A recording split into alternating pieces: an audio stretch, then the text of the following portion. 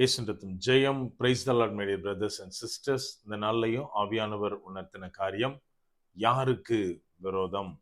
ஆவியானவர் உணர்த்தின வசனம் யாத்ராகமத்தின் புஸ்தகம் அதிகாரம் 16 வசனம் 8.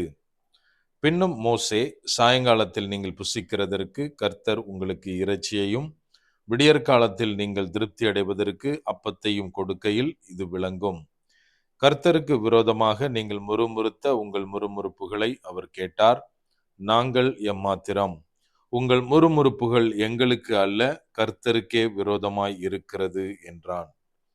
And Moses said, Thus shall be, when the Lord shall give you in the evening flesh to eat, and in the morning bread to the full.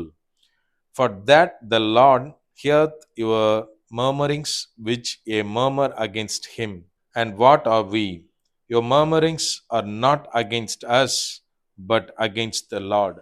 Exodus chapter 16 verse 8. என கண்மானவர்களே, இந்த இடத்துல என்ன வாசிக்கிறோம் அப்படின்னா, மோசே இஸ்ரவேல் ஜனங்களை பார்த்து சொல்லுகிறார், நீங்க முறுமுறுத்த முறுமுறுப்புகளை கர்த்தர் கேட்டார். நீங்க எங்களுக்கு எதிராக முறுமுறுக்கிறதுக்கு நாங்க ஒண்ணும் கிடையாது.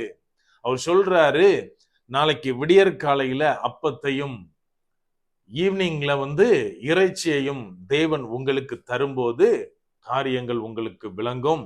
நீங்க எங்களுக்கு விரோதமாக அல்ல, கர்த்தருக்கு விரோதமாகவே முறுமுறுத்தீர்கள் அப்படின்னு மோசே சொன்னதை இந்த இடத்துல நம்ம வாசிக்கிறோம். என கண்மான தேவனுடைய பிள்ளைகளே, இன்றைக்கு நமக்கு எதிராக முறுமுறுப்பவர்கள் யாருக்கு விரோதமாக அவர்கள் காரியங்களை பண்ணுகிறார்கள் அப்படின்னு நம்ம நினைச்சிட்டு இருக்கோம். நம்ம கொஞ்சம் திங்க் பண்ணி பார்க்கணும்.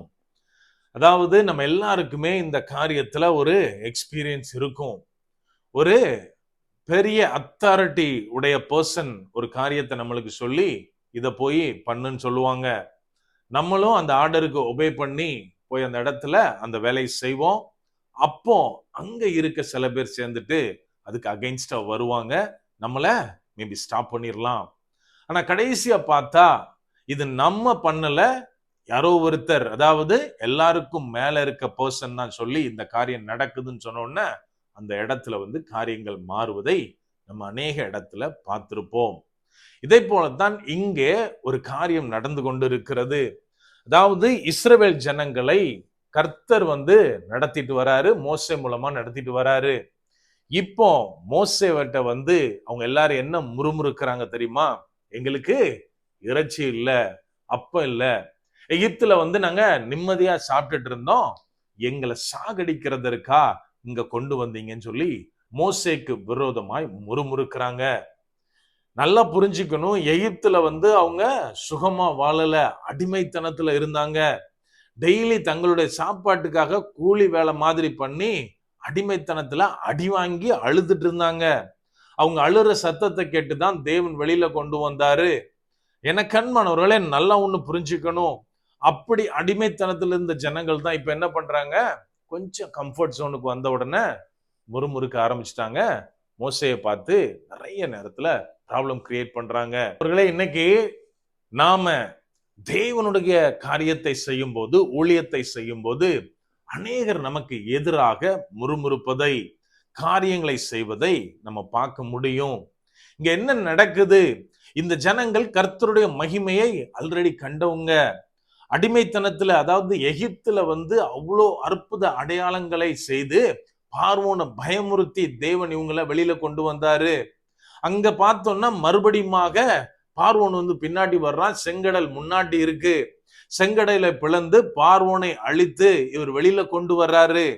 கர்த்தர் இதுக்கு முன்பதாக அங்க தண்ணி குடிக்க முடியாம இருக்கு, மாறாவினுடைய கசப்பான நீரை அவர் மாற்றின தேவன். இந்த எல்லா அற்புதத்தையும் கண்ட பின்புதான் இந்த முறுமுறுப்பை இஸ்ரவேலர்ட்ட இருந்து நம்ம கேட்க முடிகிறது. என கண்மானவர்களை, இன்னைக்கும் அப்படித்தான்.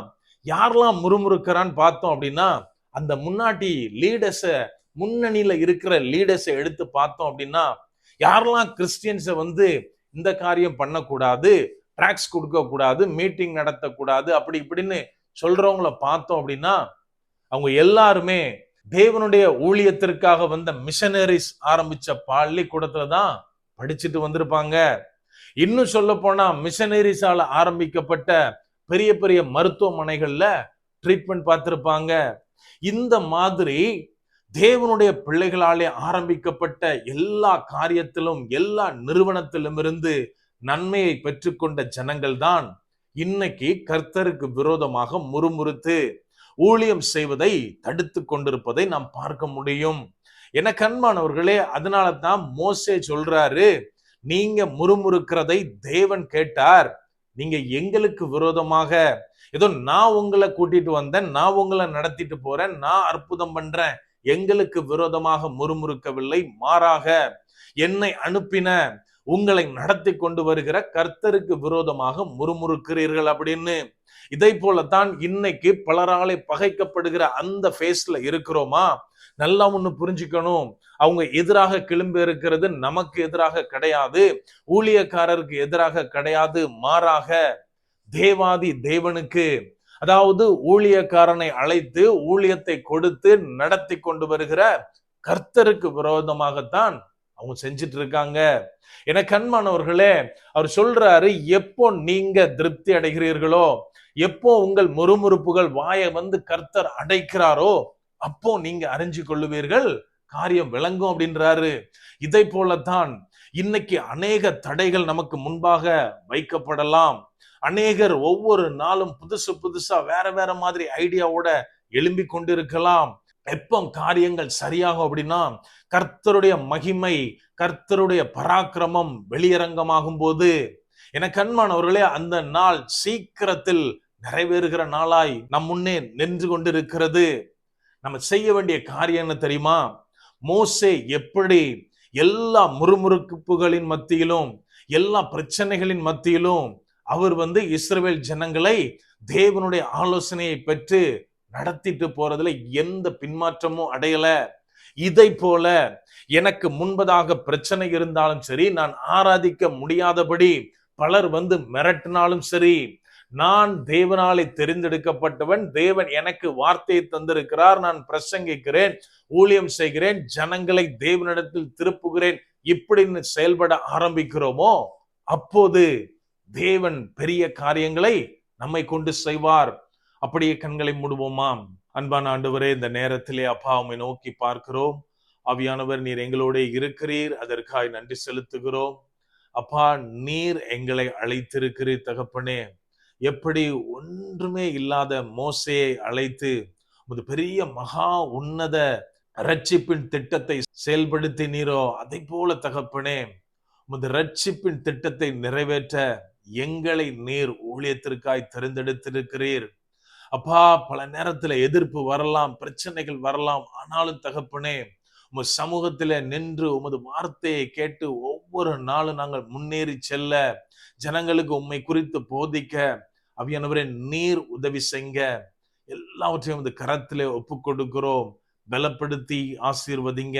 மீட்பர் இயேசுவின் மூலம் ஜெபிக்கிறோம். ஜெபம் கேளும் எங்கள் நல்ல பிதாவே. ஆமென். God bless.